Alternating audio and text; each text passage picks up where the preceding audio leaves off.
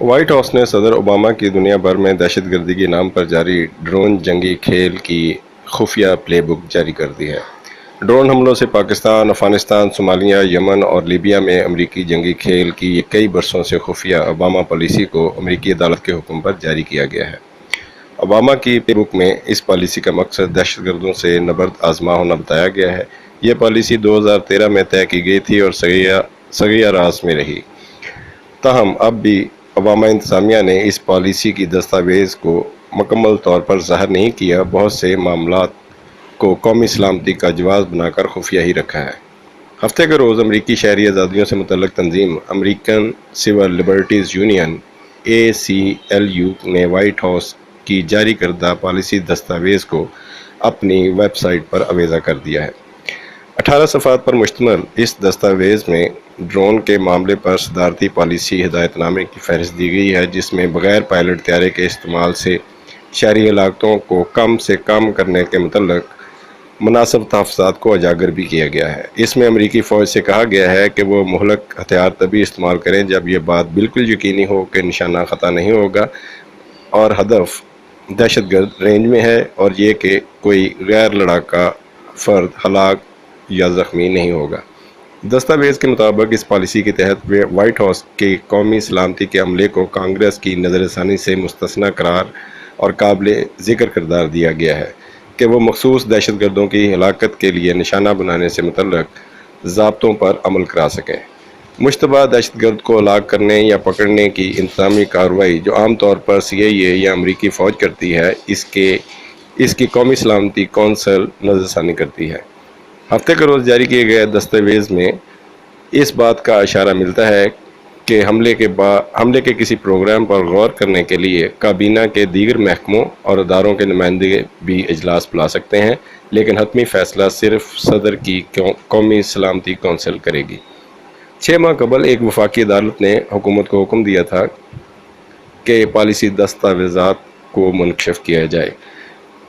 جسے امریکی حکام کی اعلیٰ سطح پر غیر رسمی طور پر ڈرون کے استعمال کی پلے بک کہا جاتا ہے۔ یہ عدالتی حکم ACLU کی جانب سے پیش کردہ فریڈم آف انفارمیشن ایکٹ کے فیصلے میں درج ہے، جسے اس قانونی مقدمے کے جواب میں پیش کیا گیا تھا۔ ہفتے کے روز جاری ہونے والی دستاویز کی ہیئت کو تیار کرنے یا ترتیب دینے کا عمل قرار دیا گیا ہے، جس میں ان خصوصی تفاصیل کو جاری نہیں کیا گیا جن کا جاری کیا جانا امریکی قومی سلامتی کے مفاد میں نہ ہوگا۔ اوباما انتظامیہ نے 2013 میں ڈرون کے استعمال کی اپنی پالیسی کے حقائق نامے کا اختصار جاری کیا ہے، لیکن ہفتے کے روز جاری کی گئی تفصیل میں وہ قانون و ضوابط پیش کیے گئے جن پر حکومت عمل درآمد کرتی ہے۔ اس وقت جب نشانہ بنا کر ہلاک کرنے سے متعلق احکامات دیے جاتے ہیں اور غیر ملکی سرزمین پر مشتبہ دہشت گرد کو پکڑنے کے لیے کہا جاتا ہے۔ امریکی قومی سلامتی کونسل کے ترجمان نیڈ پرائس نے کہا کہ صدر نے اس بات کی نشاندہی کی ہے کہ انسداد دہشت گردی کی کارروائیوں، ان پر عمل درآمد اور ان کے نتائج کیا ہیں۔ قومی سلامتی کونسل کے ترجمان نے مزید کہا ہے کہ ہمارے انسداد دہشت گردی کے اقدامات مؤثر اور قانونی ہیں، اور ان کے جائز ہونے کا ثبوت ان اقدامات کے بارے میں عوام کو زیادہ اطلاعات دینے سے اور ساتھ ہی ان پر عمل درآمد سے متعلق واضح معیار ترتیب دینے سے ہوگا۔ انتظامیہ نے کہا ہے کہ ماضی میں پرتشدد انتہا پسند گروپوں سے نمٹنے کے سلسلے میں پاکستان، افغانستان اور یمن جیسے ملکوں میں ضروری ہتھیار کے طور پر بغیر پائلٹ کے طیارے استعمال ہوئے ہیں۔ کچھ ڈرون حملوں میں شہری ہلاک ہوئے جو دراصل اہداف پر نہیں تھے، جو مقامی سطح پر برہمی کا باعث بنے۔ 1 ماہ قبل وائٹ ہاؤس نے کہا تھا کہ ڈرون حملے اور دیگر فضائی کارروائیوں کے نتیجے میں، جن کا اوباما انتظامیہ نے جنوری 2009 سے آغاز کیا تھا، 64 اور 116 کے درمیان شہری ہلاک ہوئے۔ امریکی اہلکاروں نے کہا کہ 2015 کے آخر تک امریکی افواج نے 473 فضائی کارروائیاں کی، جن میں زیادہ تر ڈرون استعمال کیا گیا، جس کے دوران 2600 کے قریب دہشت گرد ہلاک کیے گئے۔ ناقدین کا کہنا ہے کہ امریکی فضائی کارروائیوں کے نتیجے میں ہونے والی شہری ہلاکتوں کا شمار گھٹا کر بیان کیا گیا ہے، کیونکہ انتظامیہ کی رپورٹ میں افغانستان، شام یا عراق میں ڈرون حملوں کو شامل نہیں کیا گیا۔ سن 2013 میں امریکی سینیٹر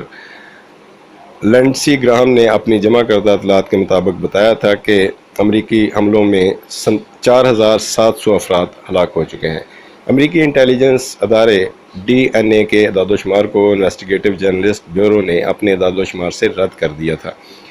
انویسٹیگیٹو جرنلسٹ بیورو کے اعداد و شمار کے مطابق امریکی ڈرون حملوں میں 1138 بے گناہ شہریوں کی ہلاکتیں ہوئیں، جو امریکی انٹیلیجنس اداروں کی بتائی تعداد سے 10 گنا زیادہ ہیں، جبکہ 2014 میں انسانی حقوق گروپ نے اپنی رپورٹ میں قرار دیا کہ پاکستان میں 41 شہریوں کی ہلاکتیں قابل مذمت ہیں۔ وائٹ ہاؤس امریکی قبضہ کی پالیسی کے مخالفین کو دہشت گرد قرار دے کے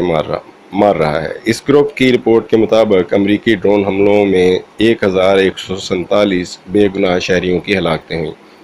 وائٹ ہاؤس کے جاری ڈرون حملوں بارے اعداد و شمار پر ہیومن رائٹس واچ کے محقق لیٹا ٹیلر نے رد عمل دیتے ہوئے قرار دیا تھا کہ یمن میں امریکی ڈرون حملوں میں 2009 سے 2013 تک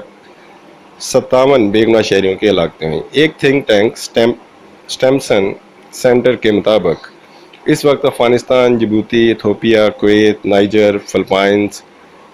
قطر، سعودی عرب، ترکی اور یو اے ای سمیت 1 درجن سے زائد ممالک میں امریکی ڈرون اڈے موجود ہیں۔ 2012 کے بعد امریکہ نے ڈرون حملوں کا اپنے مقاصد کے لیے استعمال بڑھا دیا تھا، جس کے بعد پاکستان، افغانستان، یمن اور انڈونیشیا میں ڈرون حملوں میں مزید سویلین ہلاکتیں ہوئیں۔ صرف پاکستان کا کہنا ہے کہ امریکی ڈرون حملوں میں سینکڑوں بے گناہ شہریوں کی ہلاکتیں ہوئیں۔ پاکستان نے امریکہ سے ڈرون بند کرنے کا بھی مطالبہ کیا ہے، جبکہ پاک فوج بار بار یہ قرار دے چکی ہے کہ ڈرون حملے پاکستان کے دہشت گردی کے خلاف جاری آپریشن کو متاثر کرنے کا باعث بنتے ہیں۔ اب جبکہ امریکی صدر اوباما کا اقتدار ختم ہونے میں صرف 5 ماہ باقی ہیں اور وہ اپنی خون ریز پالیسی کو زیادہ تیزی سے جاری رکھنے کے لیے پرعزم ہیں، جبکہ ڈیموکریٹک پارٹی کی آئندہ صدارتی امیدوار ہیلری کلنٹن نے بھی اوباما کو فتح یاب ہونے کے بعد اپنا وزیر بنانے کا عندیہ دے دیا ہے۔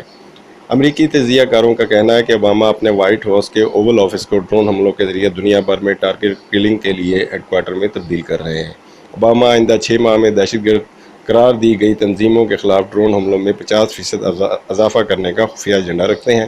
تاکہ نہ صرف آئندہ امریکی صدارتی انتخابات میں اپنے ڈیموکریٹک پارٹی کے مفادات کو تحفظ دے سکیں، بلکہ ڈیموکریٹک کی جیت کی صورت میں آئندہ امریکی حکومت میں اپنے لیے کوئی وزارتی عہدہ بھی محفوظ بنا سکے۔ صدر اوباما نے اپنی صدارتی امیدوار ہیلری کلنٹن کی حمایت میں رائے عامہ کو ہموار کرنے کے لیے پاکستان میں 2 مئی 2009 میں جو اسامہ بن لادن کی ہلاکت کی گئی تھی، اس کے لیے بھی سب سے زیادہ متحرک کردار ہیلری کلنٹن کا بتایا تھا۔ معظم رضا بسم، اسلام آباد۔